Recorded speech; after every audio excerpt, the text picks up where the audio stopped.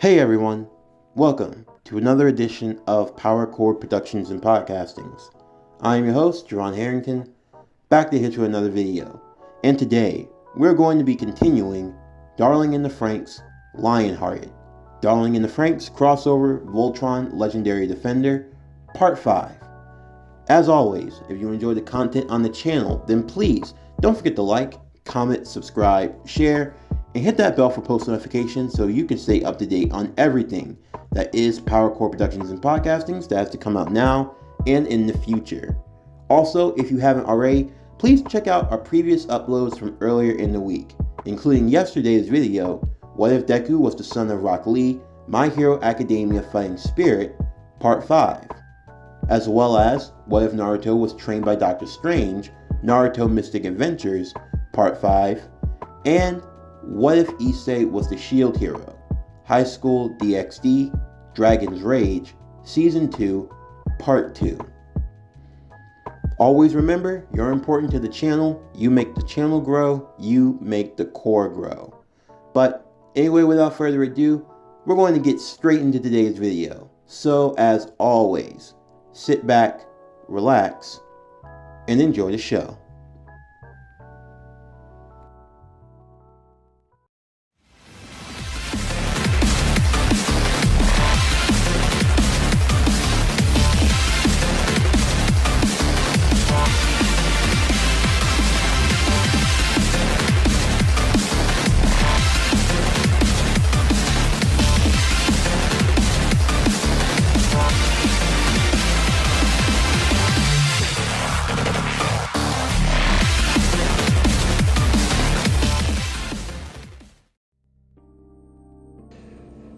The children would work to remove the remaining inhibitor chips to the other Voltron lions. In doing so, more and more distress calls would be sent in. Years worth of audio files would be sought through. They couldn't believe that not only was there other life out there in the galaxy, but that something terrible had happened to them. Some enemy known as Verm, whoever or whatever it was taking over. They were able to collect some of the lost files and data. They discovered what happened following the events of the Great War, the event that shook the galaxy for well over a century. It was discovered that a little over 100 years ago or so, there was a final war, a war between the United Galactic Front, spearheaded by Voltron, and against Prince Lothar in the Drool Empire. The war was said to have ravaged for a long time. Many planets, many sectors of the galaxy were laid under siege in the event of the battle. Many planets fell. Many star systems lost to the sands of time. For those that did remain, even with the victory, the Galactic Front was put in a weakened state that it could not recover from. And as such, while many of the planets decided to work together, many more decided to pull away, believing that such a war could never be held again, and that if it were to be, that certain planets would not get involved. With Voltron now decommissioned, with its pilots sadly perishing in the fray, it was decided rather that Voltron would be locked away somewhere, to be kept hidden until its presence would be needed once more. But the children never suspected that Earth of all places would be where Voltron would be taken to. And even more so was that the humans would be made unaware. Of course, eventually time passed, and the stories of Voltron and its escapades through the galaxy became little more than folklore and children's story. As they discovered this, they would also hear of the being known as Verm, a parasitic entity, a hive mind that would bind itself with the planet and could seemingly take it over its population, everyone in the process. They had never heard of such a being, and even more, they had no idea just what it looked like and how they could fight against something like that. Whatever this verm was, it sounded more dangerous than even the Klaxosaurus. With now this information that they had been given, there was another question that came to their minds. Why hadn't the adults told them anything about this? Why was this hidden for so long? If there was really a threat out there greater than the Klaxosaurus, shouldn't they be just as worried about that? However, they wouldn't have long to think, as not soon after they had returned back to Mistletoe, Alpha, the leader of the Nines, would arrive, giving them good news, that Papa hadn't forgotten about them, and that there was no need to worry. The other squads were all being gathered together in a special location, but number 13 hadn't been taken yet for some reason. Whatever it was, they didn't truly know.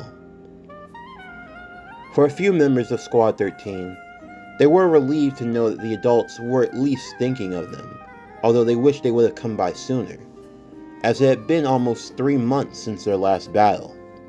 But they were surprised to see that they were held up, holding their own just fine.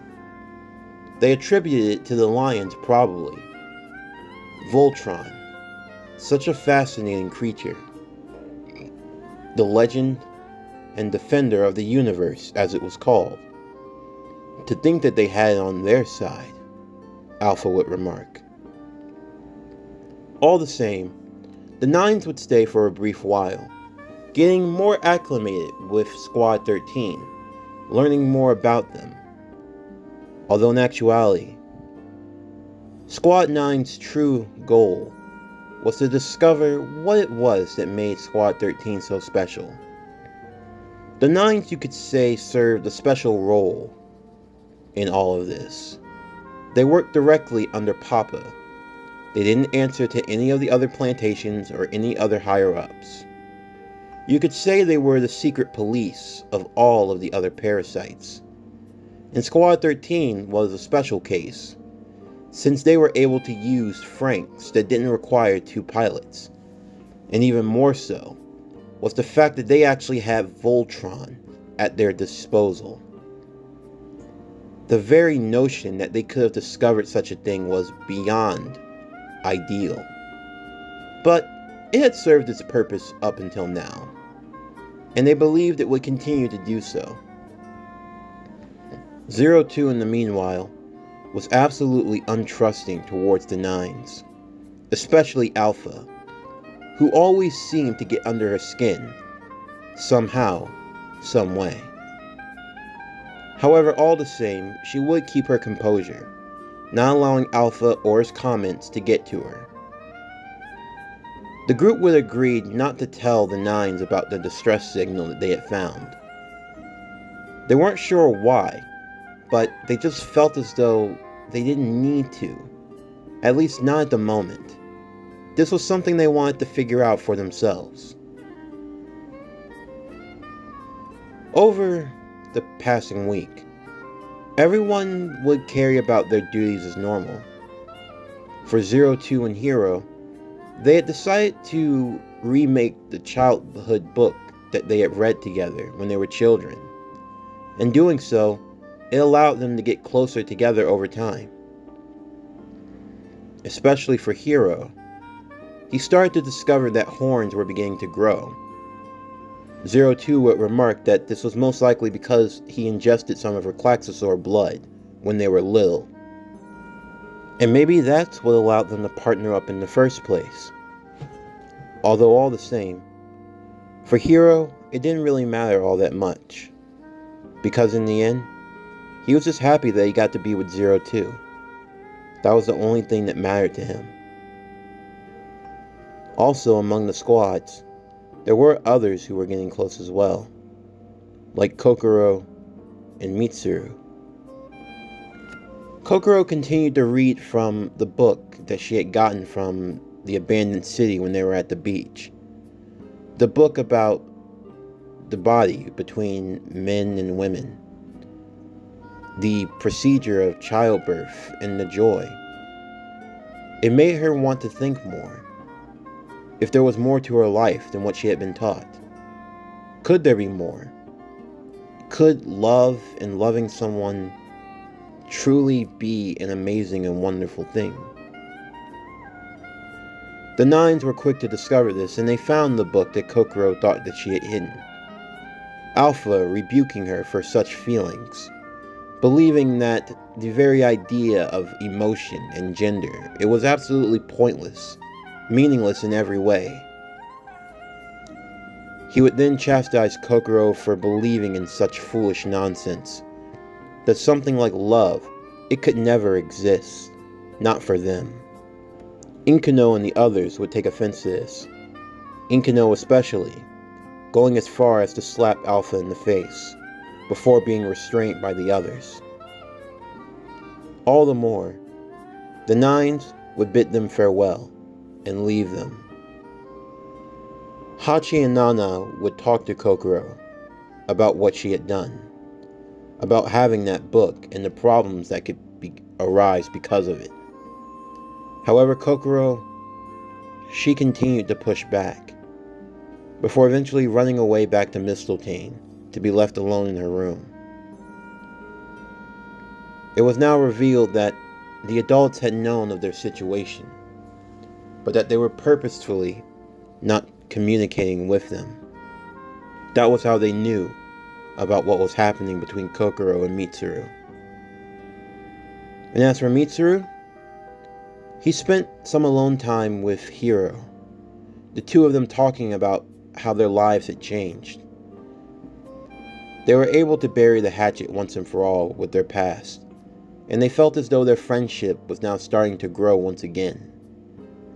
And was even more so, they were actually able to keep their promise to one another, and they had become pilots. Not Franxx pilots, but they were Voltron pilots. But there was something else that Mitsuru wanted to talk to Hiro about. About feelings, emotions, if they were alright to have, and what should he do with them? Hiro would explain as best he could, telling of how he felt for 02, how he truly loved her above all else, and that what he was feeling for Kokoro was love as well. And if he truly loved her, then he should tell her. There was no need to hold back or hide something like that, as it seemed the two of them had been growing closer and closer over time. Mitsuru would take his friend up on that, and later on that night, he would go to find Kokoro, crying in her room alone. Kokoro wanted to apologize for trying to explore her feelings, for trying to share or to be closer in any way, but Mitsuru would assure her that everything was fine. If love was something as amazing as that, then there was no reason to hide it. There wasn't anything wrong with love. There never should be. The two of them would be lost in each other's embrace. And it would be that night that they would share a special moment. In the meantime, Papa, along with the other council of 8, would be discussing their preparations for war against the Klaxosaur Queen, remarking that it seemed as though their time was soon at hand, and that after so long, the great war between mankind and the Klaxosaurs would be coming to an end. As they were discussing these things, Alpha, along with Squad 9, would go in to report what they had discovered from Squad 13, and the actions that would be needed to be taken after. Sometime later, Hachi would call in Ichigo and inform her that they were abandoning Mistletoe. A special camp was being set up for all the remaining pilots where the Franxx were being taken as well. They were going to meet and gather there before they would get further instructions. He would tell her to get the others prepared to leave, to have their things packed and ready to go, as they could leave at any moment. Ichigo would inform Hiro and Goro of this. As they were making their way back, they thought about their time in Mistletoe, about everything they had gone through, and for what it was worth, it really wasn't that bad.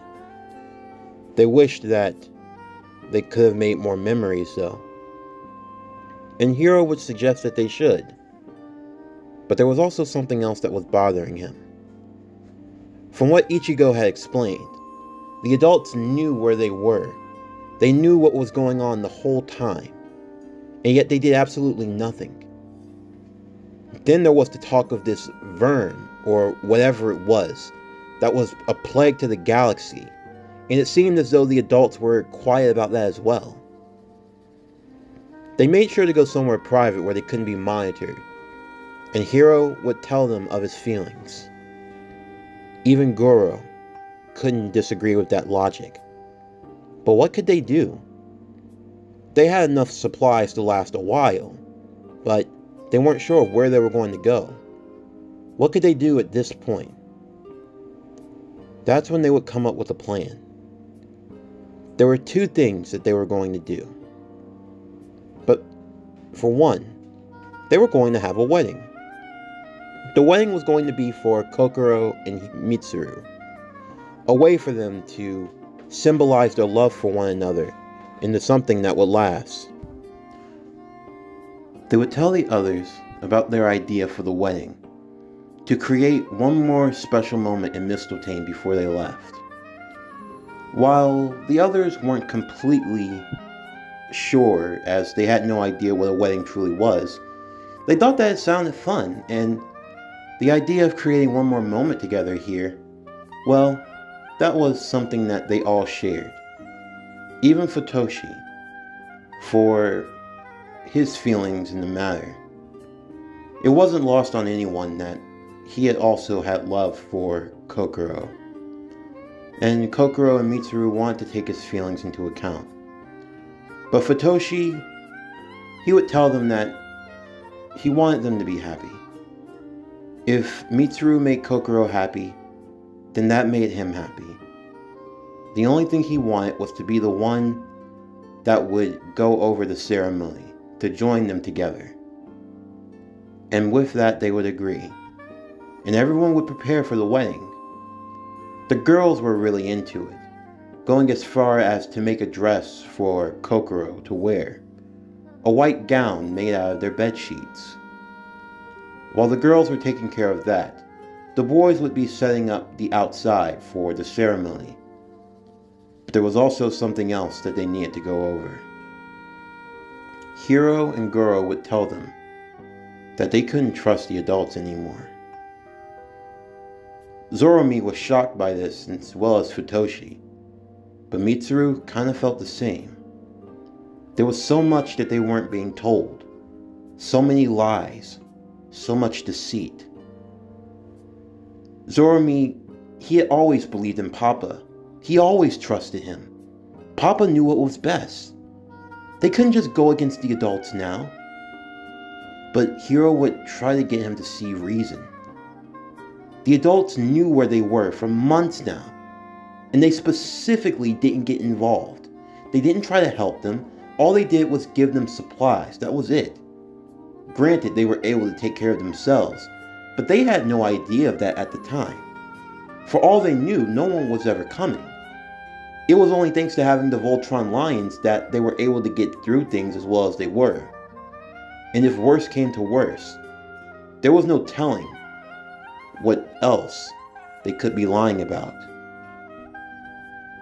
But all the same, they had to decide now what they were going to do. That's when Hiro and Goro would explain. They were going to stockpile supplies inside of the Voltron lions. The way the lions were built and set up, they could survive for some time, at least until they found another place. The lions for the most part seemed to be able to recharge themselves, usually through some form of solar power if necessary, although it would take a while for it to burn out. While the fuel cells were as charged as they were going to be, all of the boys would make sure to keep their communicators on them at all times. The wrist-like device was able to deploy their armor, or the bodysuits that they wore whenever they were piloting Voltron Lions. Along that, they knew that there were weapons as well. They had to make sure to keep them on them as much as possible, and be ready to run at a moment's notice. Eventually, even Zoromi would agree. And they would agree that no matter what, they were going to protect one another. They were going to protect the girls, and they were going to get through this. And with that, the squad would work together, and soon the wedding would be within view. As the wedding preparations were continuing though, there were some who were looking to settle some lingering emotions and feelings before they left. One of them being Ikano.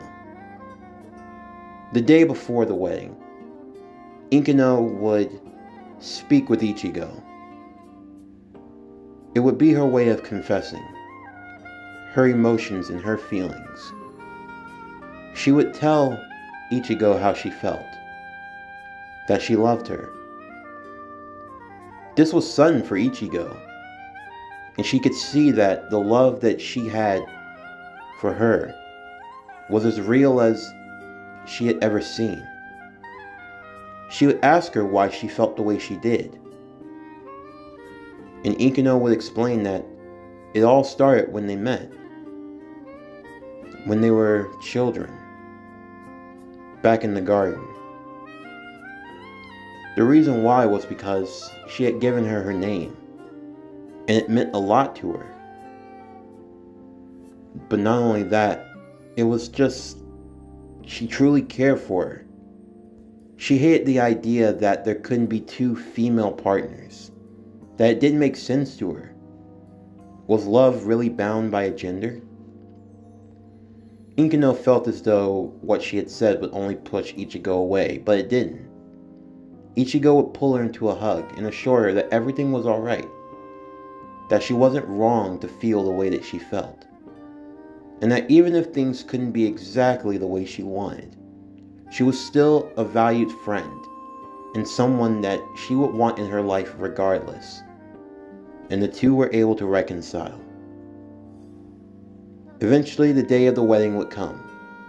Everyone would be dressed in their uniforms, including 02, who had one that matched everyone else's, making her feel as though she were really a part of Squad 13. Earlier that morning, the boys had packed up the last of their stuff, and they were all stored inside the lions that sat outside of Mistletoe, ready to go at a moment's notice. Their wrist communicators were all set, and they were ready to be activated if needed. And with that, the ceremony would commence. As Hachi watched on from a distance, he would see a startling sight. The Nines, led by Alpha, along with the Ape military practical squad, was being sent in for extraction. Hachi would be informed by Alpha that they were going in there to take two of them in particular. It seemed as though they needed to have their memories erased, to get rid of these stupid notions of love and feeling. Hachi would try to tell him not to go through with this, that this was taking things too far. But Alpha would simply ignore him, knowing full well that despite Hachi's pleas, he was never the kind of person who would get involved. He would tell him to simply stay and hide and watch, like he always did. As communication was lost, Dr. Franxx would arrive to where Hachi and Nana were as well, with his own team. He told the both of them to come with him, unless they wanted to face something even worse. Nana was worried about the children, but Dr. Franxx would assure her that everything would be fine. Hachi, he asked what they were going to do, and Dr. Franxx explained that everything would be taken care of in due time. As they left, the children would continue on with the ceremony. Everyone was gathered together as the bells rung and the sakura flowers came into bloom. Futoshi would oversee the ceremony. Mitsuru had made 2 rings, one for him and one for Kokoro. After exchanging them as symbols of their love, they would share a kiss to mark the ceremony, to officially wed them both. However, the moment that they shared their kiss, it seemed as though their happy moment came to an end. The tactical squad would come in immediately with their guns at the ready, gathering all of the children and trying to hold them in place. Hiro and Goro weren't really surprised. They felt as though this was coming. Mitsuru and Kokoro wouldn't run, since he already had a plan. Kokoro was a bit worried, but Mitsuru would tell her that everything was going to be fine, and he would take her hand. As they stood in the middle of the garden area, the other children all gathered together. A few of the girls were a bit afraid. Zoromi, seeing this ruthlessness firsthand, it now made him even more angry than ever before.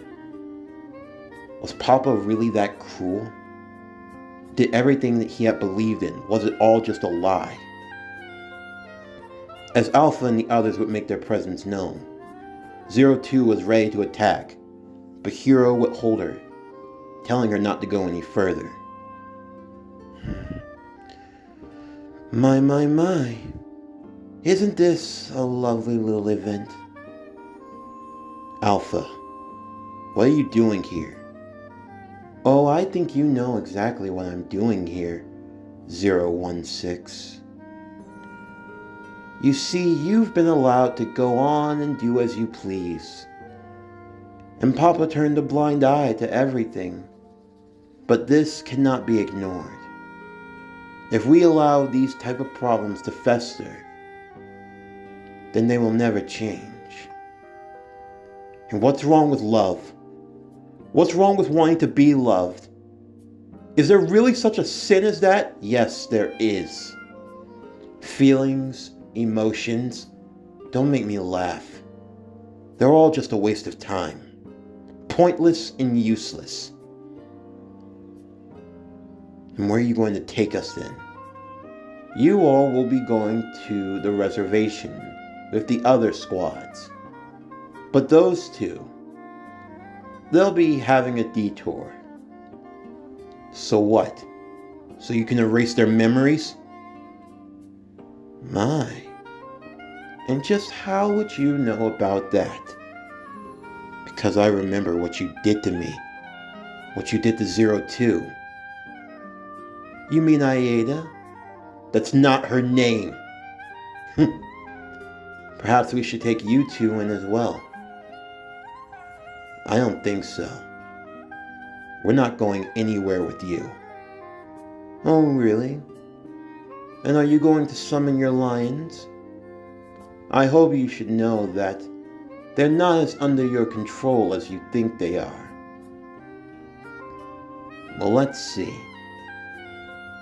The boys would all tap a button on their wristwatches.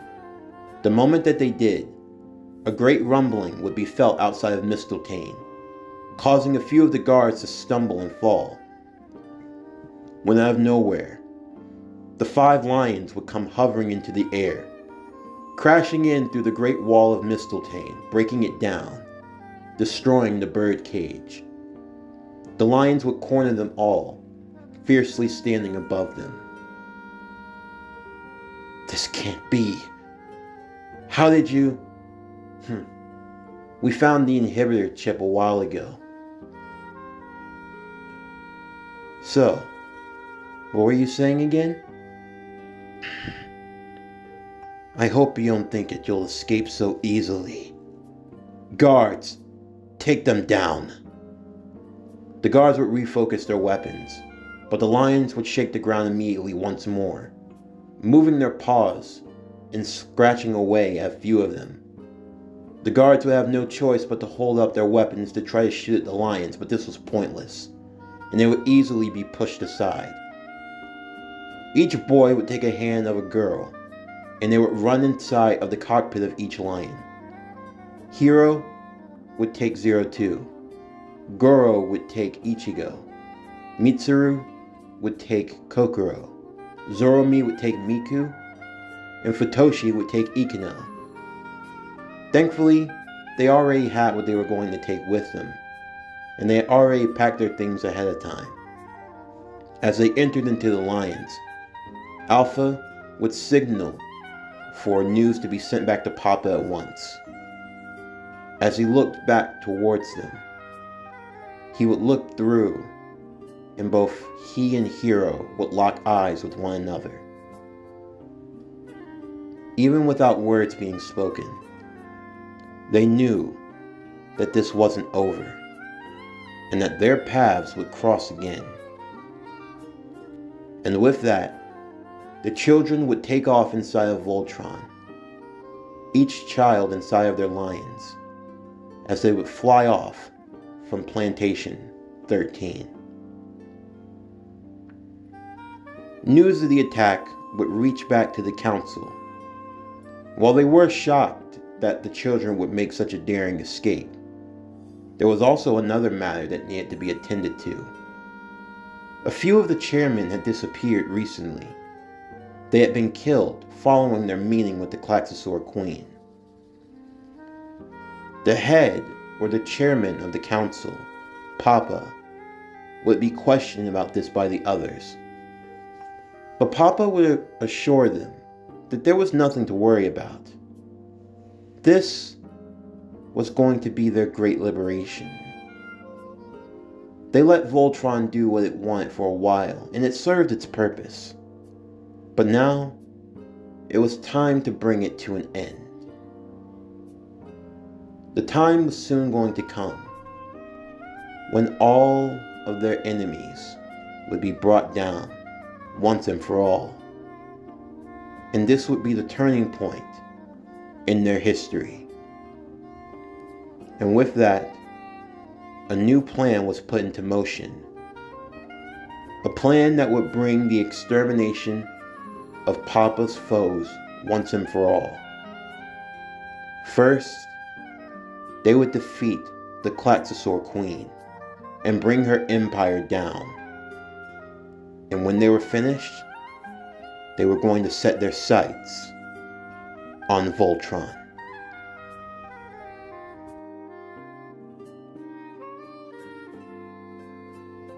This concludes Darling in the Franxx, Lionhearted. Darling in the Franxx, crossover, Voltron Legendary Defender, Part 5.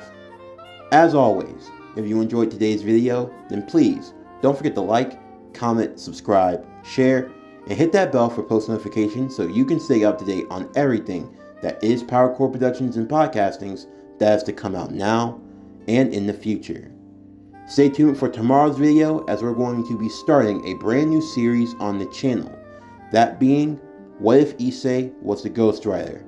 High School DxD Spirit of Vengeance, Season 1, Part 1. But anyway, that's going to do it for the end of today's video.